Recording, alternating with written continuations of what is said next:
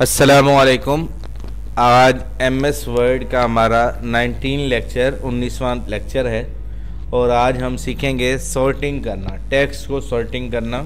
कि अगर हमने एक क्लास के रिज़ल्ट कार्ड बनाया हुआ है पूरी क्लास का और हमने उनमें टॉपर्स बच्चों को ऊपर करना, निकम्मों को नीचे करना या निकम्मों को ऊपर लाना और होशियार बच्चों को नीचे लाना, तो ये सॉर्टिंग कैसे करते हैं उसके बारे में हम सीखेंगे।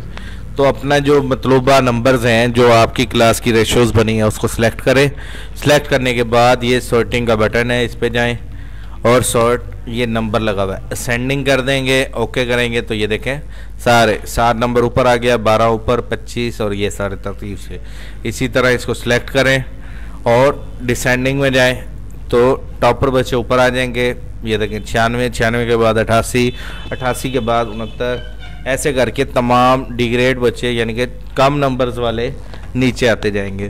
तो इस अमल को कहते हैं सॉर्टिंग करना, टेक्स्ट को असेंडिंग देना या डिसेंडिंग देना। ठीक है, इसी तरह ABC में भी ऐसे ही है, JJ, KK, UU, LL, DD, UU। ठीक है, ये मैंने कुछ लफ्ज़ लिखे हैं, नामों के हवाले से भी हम असेंडिंग डिसेंडिंग कर सकते हैं। ओके किया तो ये असेंडिंग यानी कि A के बाद D आता है, D के बाद J के बाद U।